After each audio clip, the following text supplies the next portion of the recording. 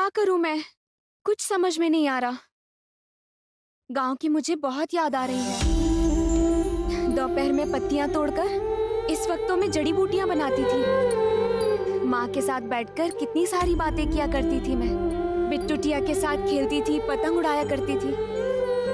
और इस घर में आकर चार दीवारी में बंदी जैसा महसूस हो रहा है। जिस तरफ भी देख रही हूँ बस घर और उसकी दीवारें हैं। इतने कम समय में ही मेरा दम घुट रहा है।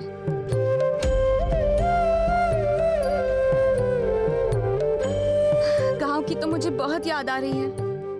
सब लोग मेरे लिए बहुत दुखी होंगे। राधा, सलमा दीदी, सब क्या कर रहे होंगे पता नहीं।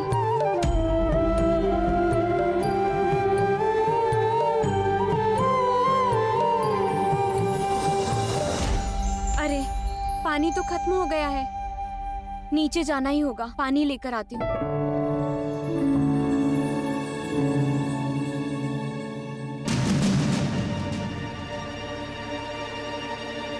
नहीं नहीं, नीचे जाकर फायदा नहीं। पहले ही मैंने यहाँ आकर सबकी परेशानी बढ़ा दी है। कोई बात नहीं, मैं यहीं पर चुपचाप बैठी रहती हूँ।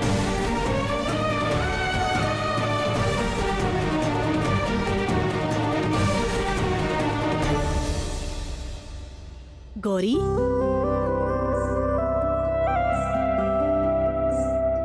ये लो पानी। पानी खत्म हो गया था ना? ओहो, ये मेरी गलती है। मुझे पहले ही देखना चाहिए था।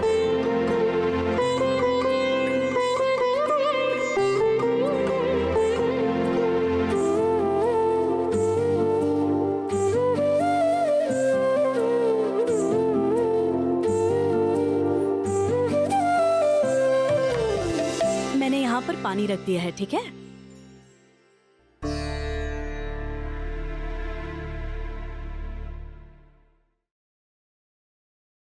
क्या हुआ तुम्हें गौरी?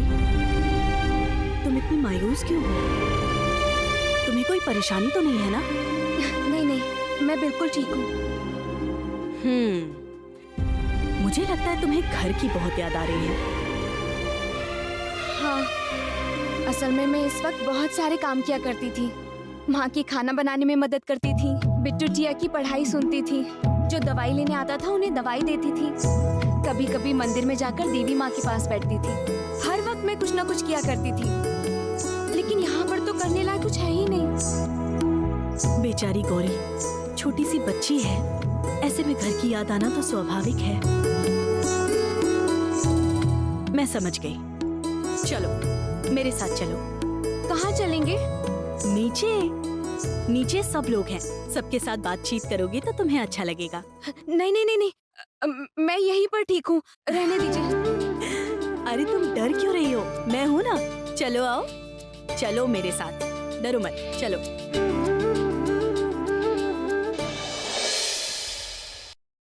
मैं क्या करूं अब, तुम ही बोलो विमला। मैं तो बहुत धर्म संकट में पड़ गया।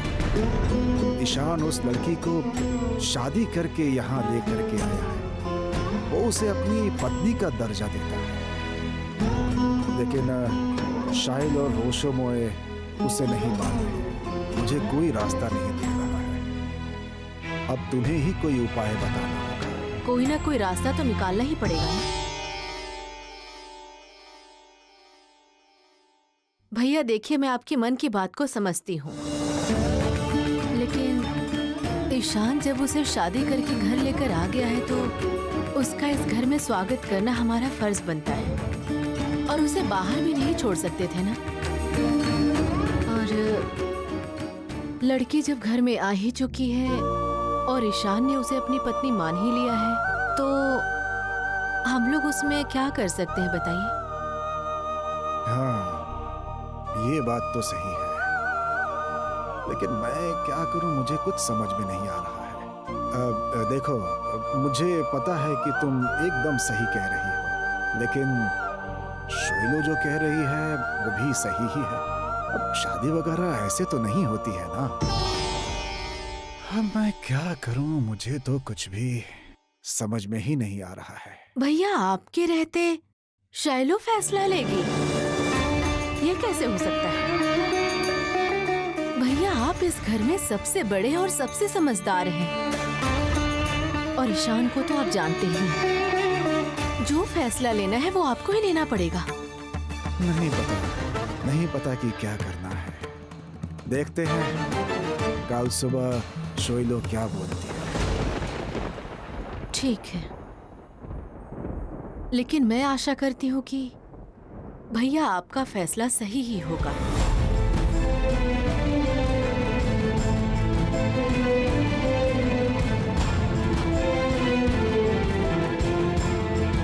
दीदी, मेरा दिल बहुत घबरा रहा है।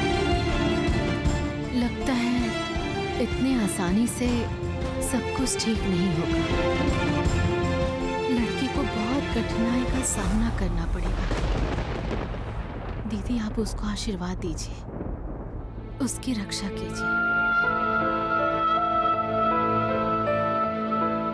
नहीं, शैलो एकदम बात सही कह रही है। ईशान जैसे शादी करके लाया है वैसे शादी होती है क्या? उसे जो बोलना है बोले। शैलो कल सुबह में जो फैसला करेगी वही फाइनल होगा। बिल्कुल सही कहा। जानते हो, मुझे पे बिल्कुल ऐसा ही लगता है। और फिर शैलो माँ जो भी फैसला लेंगी वो कभी गलत नहीं हो सकता है ना? ऐसी बात नहीं है मछली भाभी। ईशान की भी तो पसंद नापसंद है और उसने तो साफ बोल दिया है कि वो गौरी को अपनी पत्नी मानता है। और गौरी बहुत अच्छी लड़की है। अगर वो नहीं रहती तो ईशान मुसीबत में फंस जाता। सही कह रहे हैं चाचू, ये बात आपने बिल्कुल सही कही है। गौरी एक बहुत अच्छी लड़की है, इस बात पे हम में से किसी को शक नहीं है। और उसने भाई की भी मदद की है, ये बात भी बिल्कुल सही है। लेकिन जब शैलू माँ इनकी शादी का विरोध कर रही है तो क्या हम लोगों का भी इस विषय में दोबारा सोचना नहीं बनता है? धत तेरे की, आप सब इन बातों पर डिस्कस कर रहे हैं और मैंने सोचा था कि भैया की शादी में बहुत मस्ती करेंगे और बहुत सारी सेल्फी लेंगे, लेकिन ऐसा कुछ भी नहीं हुआ। मुझे अच्छा नहीं लग रहा है। तुम देख रही हो ना कि शादी को लेकर कैसे विवाद चल रहा है। इसके बीच में तुम और परेशानी मत बढ़ाओ। प्लान्स मेरे भी बहुत थे ईशान की शादी को लेकर। मेरे वो सपने तो कभी पूरे नहीं होंगे। इसलिए मैंने फैसला किया है कि चाहे जिस भी परिस्थिति में ये शादी हुई हो और गौरी कैसी भी लड़की क्यों ना हो, मैं इस शादी का समर्थन नहीं करूंगी।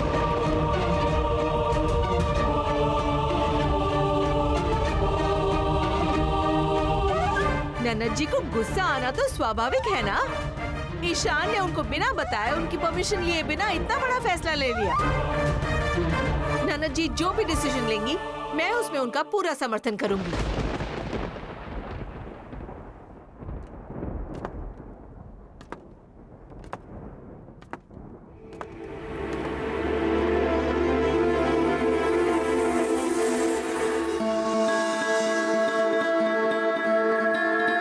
मुझे ही लेकर तो यहाँ बातें हो रही थी।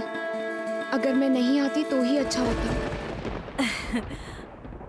असल में गौरी आने के बाद कमरे में अकेले बैठे बैठे बोर हो रही थी, इसलिए मैं इससे सबके साथ बात करने के लिए नीचे ले आई। वाह, बहुत अच्छा किया, बहुत अच्छा किया। आना ही चाहिए।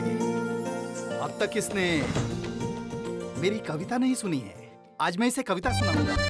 घर में जो टेंशन परेशानी का माहौल है उसे शांत करने के लिए मैंने कविता लिखनी शुरू की है। एक लाइन लिखी है, बाकी का देबू मुझे बताएगा। क्या देबू? हैं? क्या हुआ गौरी, क्या सोच रही हो? चौंक गई हो ना? ससुर जी बहुत अच्छी कविता लिखते हैं, बातों बातों में कविता बना लेते हैं। अरे नहीं रूपम, इतनी तारीफ मत करो। मैंने एक प्रेम और भक्ति के ऊपर कविता लिखनी शुरू की है। एक लाइन लिखी है। क्या देबू? बोलो बोलो बोलो। बोलिए। जब आपने कविता लिख दी है तो बोल दीजिए। आपको रोकने वाला कौन है? सुन फिर।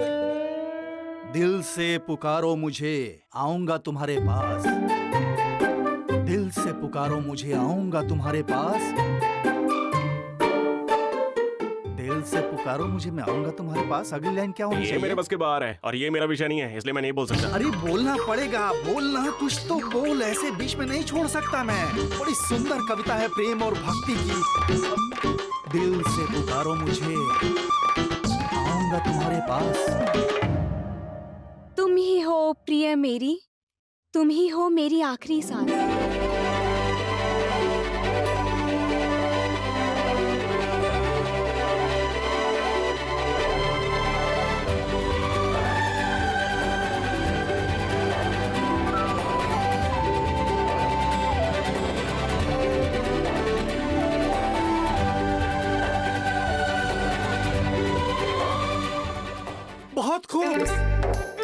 जीनियस है। अरे इतनी सुंदर खड़े खड़े कविता बना दी इसने। तुम्हें कविता लिखना आता है? वाह। बोलो बेटी बोलो, आगे बोलो, क्या बोल रही थी बोलो। नहीं नहीं नहीं, वो तो ऐसे ही मेरे मुंह से निकल गया। सही निकला है, सही निकला है। तुम जो बोल रही थी बहुत सही बोल रही थी। आगे बोलो ना, बोलो बोलो बोलो।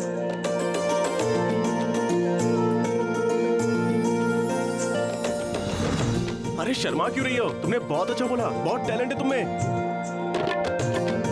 क्या बात है, इतने दिनों के बाद ससुर जी के साथ ताल मिलाने वाली कोई मिली है। चलो अच्छा हुआ, आज से मेरी जान छूटी। बाप रे। देख रहे हो कैसा नाटक स्टार्ट कर दिया है उसने, देखा? करने दो, कब तक करेगी? कल सुबह तो सब। तुमने और कौन कौन सी कविताएं लिखी हैं? बोलो बोलो बोलो। सब तो याद नहीं है, लेकिन डॉक्टर साहब जब गांव आए थे तो मैंने एक कविता लिखी थी सभी को बताने के लिए। हमारे ईशान को लेकर कविता? बोलो बोलो, सुनाओ। सुनो सुनो सभी, ना चिंता ना फिक्र, गांव में आए हैं एक नए डॉक्टर। बहुत बड़ा है नाम और है गंभीर चाल, नाम है उनका ईशान घोषाल। तबीयत हो जाएगी ठीक, जाओ अस्पताल। वाह।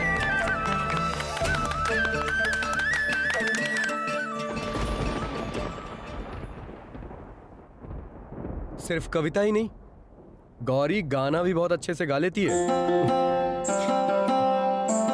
वाह वाह भाई, मैं तो देख रही हूँ कि तुमने गौरी के आते ही इसकी गुणगान गाने शुरू कर दिए। कोई तारीफ करने लायक हो तो तारीफ करनी पड़ती, पत्नी है तो तारीफ नहीं करूंगा ऐसी तो कोई बात है नहीं।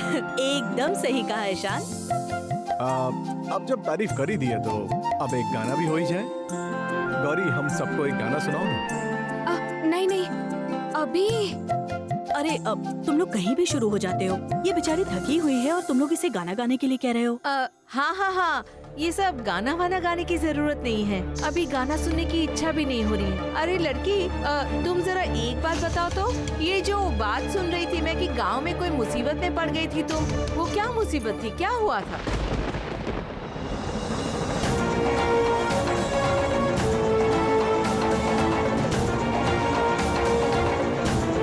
हाँ मतलब शादी अचानक कैसे हुई थी? मतलब तुम्हारी शादी किसी से हो रही थी या कुछ और हुआ था?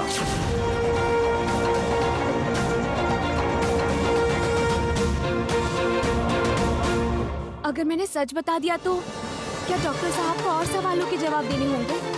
अब मैं क्या करूं देवी माँ? अगर ऐसे ही सब इससे सवाल पूछते रहे तो गौरी अनकंफर्टेबल हो जाएगी। अभी ये सब बात रहने दीजिए। गौरी अभी बहुत थकी हुई है, इसे आराम की जरूरत है। चलो गौरी।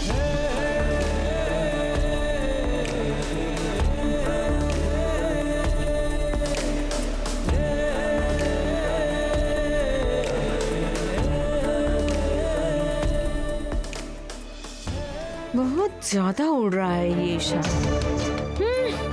पत्नी पत्नी किए जा रहा है, कल इसकी समझ में आएगा। गौरी चलो अब सो जाओ, यहाँ वहाँ मत घूमो। और वो मैंने दवा जो दी थी वो कहाँ रखी हो? हाँ ये लो, ये दवा तुम्हें अभी खानी पड़ेगी। नहीं, मैं दवाई नहीं खाऊंगी। क्यों? क्यों नहीं खाओगी? अभी मैं बिल्कुल ठीक हूँ और मेरे साथ मेरी देवी माँ है। मुझे तो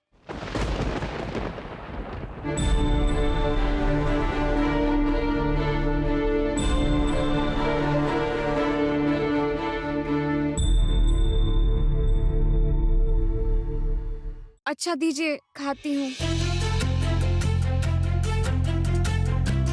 ये लो।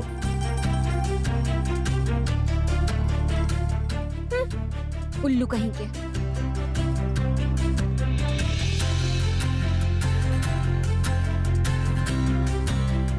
ये लो।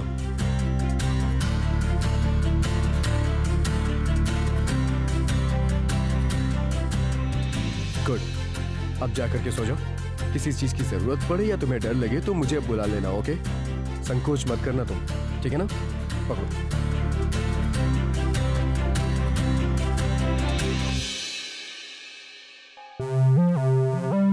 क्या हुआ है तुम लोगों को? और सब लोग अपने हाथ में ऐसे ग्लास लेके क्यों खड़े हो? डॉक्टर बाबू, हमें भी दवा खिला दीजिए ना। डॉक्टर साहब, तबीयत बहुत खराब लग रही है। हमें भी दवा दे दीजिए ना डॉक्टर बाबू। मुझे सर दर्द हो रहा है, दवा दे दीजिए ना प्लीज। फिर से शुरू कर दिया तुम लोगों ने। शुरू तो आपने किया साले साहब, और ऐसे शुरू किया है कि तबीयत के साथ साथ हमारे दिमाग भी खराब हो गए। अरे ईशान बाबू, अरे सुनो ना साले साहब।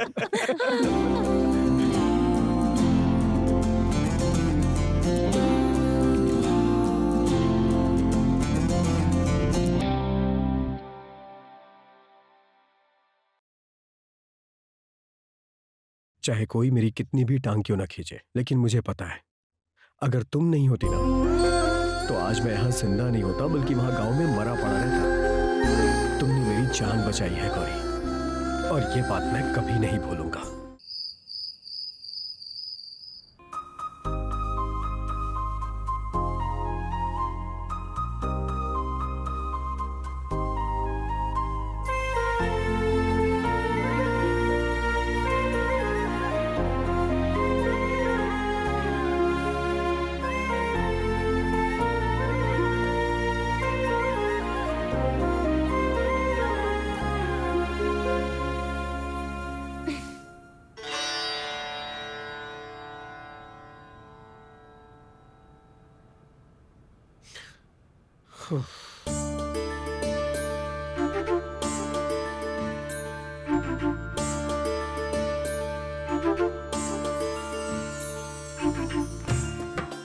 बाप रे, बिस्तर कितना नरम है। मुझे तो नरम बिस्तर पर सोने की आदत ही नहीं है, नींद ही नहीं आ रही है। क्या करूं? हाँ, नीचे बिस्तर लगाकर सो जाती हूँ, फिर देखती हूँ नींद कैसे नहीं आती।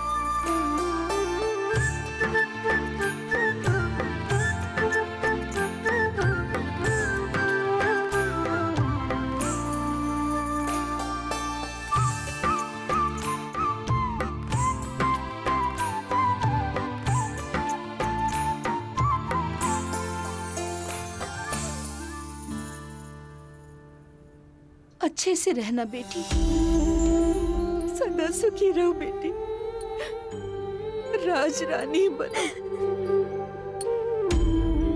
टिया, देख तो तेरे लिए क्या लाई हूँ। क्या लाई हो दीदी? अचार। अरे वाह, अचार! मुझे दो, मुझे दो, मुझे दो। माँ, बिट्टू, टिया सब क्या कर रहे होंगे क्या पता। माँ ठीक से खाना तो खा रही है ना, अपना ख्याल रख रही है ना। हर वक्त तो वो हम लोगों की चिंता करती रहती थी।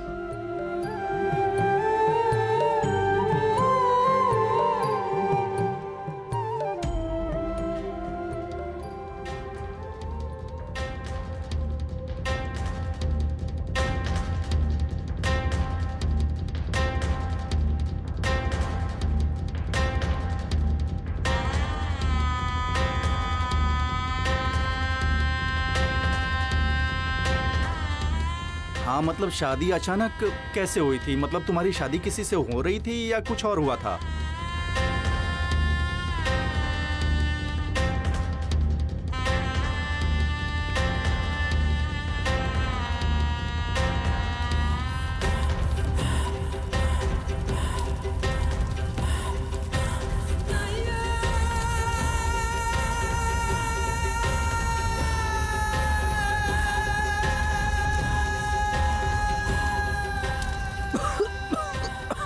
डॉक्टर साहब, क्या आपको सांस लेने में तकलीफ हो रही है? आंखें खोलिए ना डॉक्टर साहब, मैं हूँ यहाँ पर। आंखें खोलिए डॉक्टर साहब, डॉक्टर साहब, डॉक्टर साहब, डॉक्टर साहब, डॉक्टर साहब। गौरी मुझे बुला रही है क्या? लेकिन नहीं नहीं नहीं, वो मुझे कैसे बुला सकती है? वो तो सो रही होगी। लेकिन बेचैनी क्यों हो रही है मुझे? गौरी कमरे में अकेली है, कहीं उसे कोई परेशानी तो नहीं हो रही?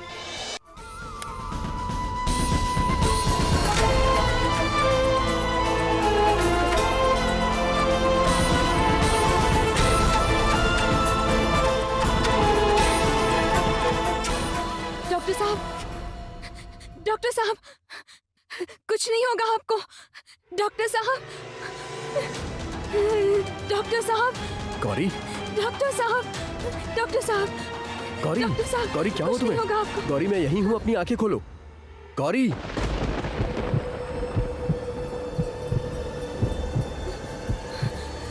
डॉक्टर साहब,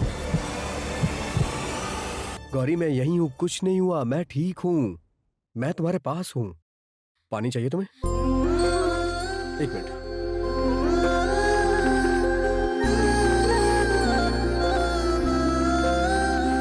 ये लो गौरी, पानी पियो।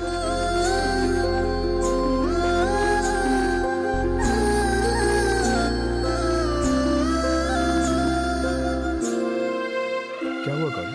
कोई बुरा सपना देखा क्या? हाँ हाँ, समझ गया मैं। डरने की जरूरत नहीं है। और तुम ऐसे नीचे क्यों सो रही हो? मुझे इस मुलायम गद्दे पर नींद ही नहीं आ रही है। आदत नहीं है ना, इसीलिए नीचे सो गई थी। ऐसे नीचे कोई सोता है क्या? चलो चल के ऊपर सो, जल्दी उठो। नहीं नहीं, ऊपर सोने से मुझे नींद नहीं आएगी। चलो ऊपर। अगर ऐसे नीचे सोगी और तुम्हें ठंड लग गई तब क्या होगा? उठो।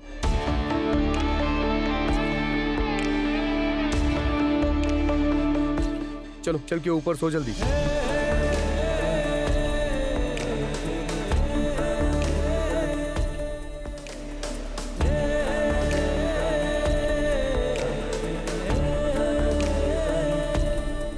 चलो सो जाओ।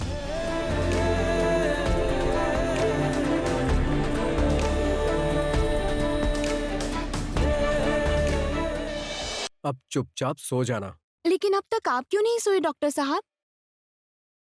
मैं सोने जा ही रहा था, लेकिन मुझे लगा चलूं तुमसे कुछ पूछ लूं, शायद तुम्हें किसी चीज की जरूरत हो। आपने मेरे लिए अपनी नींद खराब की डॉक्टर साहब। नहीं नहीं नहीं, मुझे तो बहुत बुरा लग रहा है। इसमें बुरा लगने जैसा तो कुछ है नहीं। मेरी नींद बिल्कुल खराब नहीं हुई है। चलो अब तुम जल्दी सो जाओ।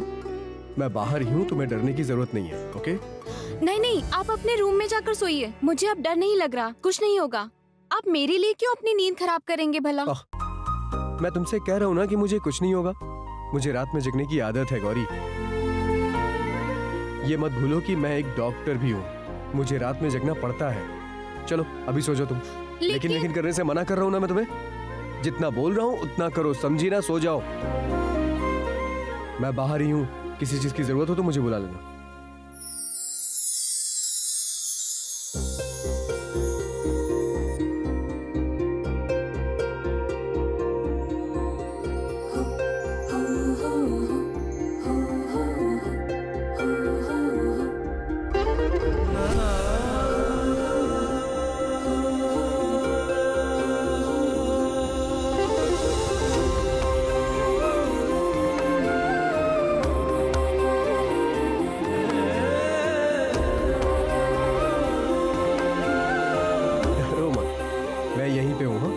तुम सो जाओ।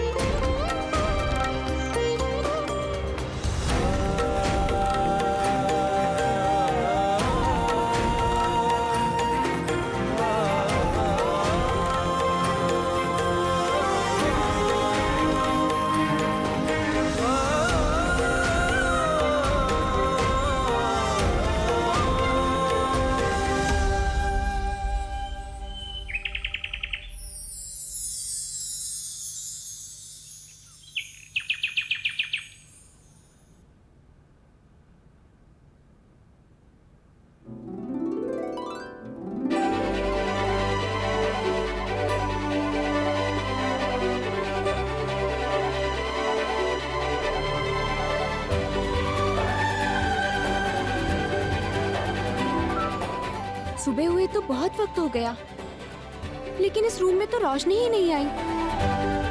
पक्षियों की आवाज नहीं, फूलों की सुगंध नहीं। मुझे तो मालूम ही नहीं पड़ा कि सुबह हो गई है। मेरे गांव में तो पक्षियों की आवाज से नींद खुल जाती थी। ये तो बड़ी मुसीबत है। गांव में तो मैं इस वक्त देवी माँ को भी जगा देती थी। नहीं, ऐसे बैठे रहने से काम नहीं होगा। मुझे बाहर जाना ही होगा।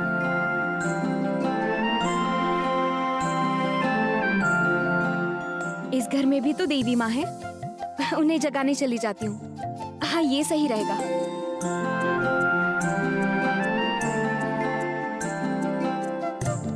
अरे, डॉक्टर साहब तो मेरी वजह से परेशान होकर यहाँ सो गए। डॉक्टर साहब, नहीं रहने देती हूँ, सोने देती हूँ। मैं इन्हें चादर उड़ा देती हूँ।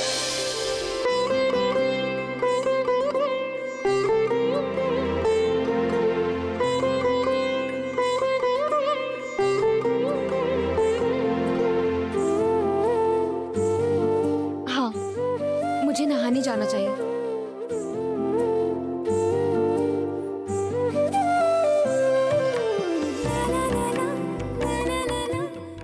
अब इस घर में पता नहीं बाथरूम कहाँ पर है। बहुत कुछ तो है यहाँ, मुझे तो कुछ समझ में ही नहीं आ रहा। पानी के लिए पास में कोई कुआं तालाब कुछ भी तो नहीं है। और ये डॉक्टर साहब को तो बिल्कुल दिमाग नहीं है। मुझे नहाने की जगह तो बता देनी चाहिए। अब बिना नहाए मैं देवी माँ की पूजा कैसे करूंगी? और ये पहने हुए कपड़ों को भी धोना है। इतना बड़ा घर है लेकिन पानी के लिए कोई कुआं तालाब कुछ नहीं है। अब मुझे समझ में आया, डॉक्टर साहब कुएं की ठंडे पानी से नहीं नहाते हैं ना, इसीलिए उनका माथा हमेशा गर्म रहता है। चलो, लगता है मुझे ही कुआं ढूंढना पड़ेगा।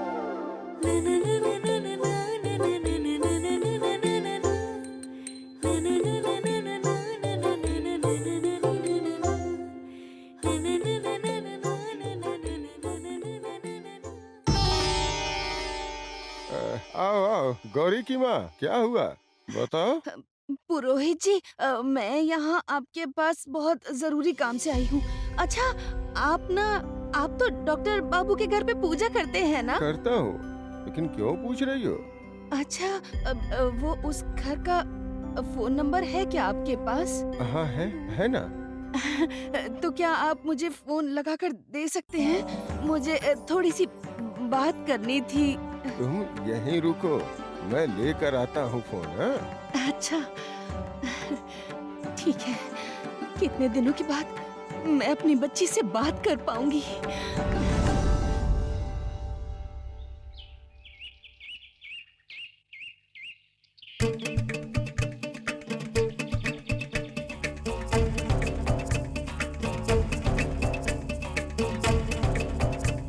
अरे वाह, मिल गया तालाब।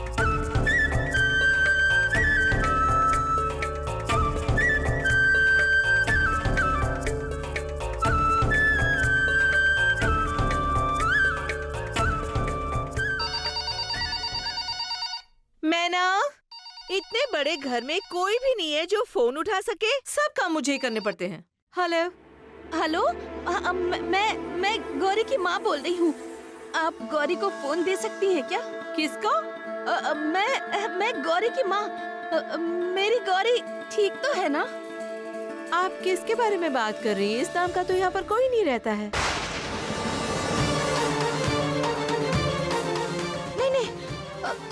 गौरी से डॉक्टर साहब ने शादी की है।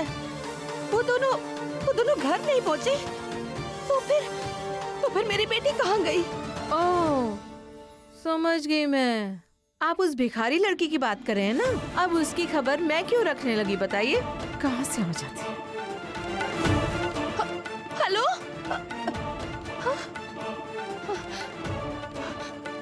ये कैसी बातें कर रही थी? क्या कह रही थी वो? पता नहीं मेरी गौरी किस हाल में होगी। और पता नहीं डॉक्टर बाबू उसे घर लेकर गए भी हैं या नहीं।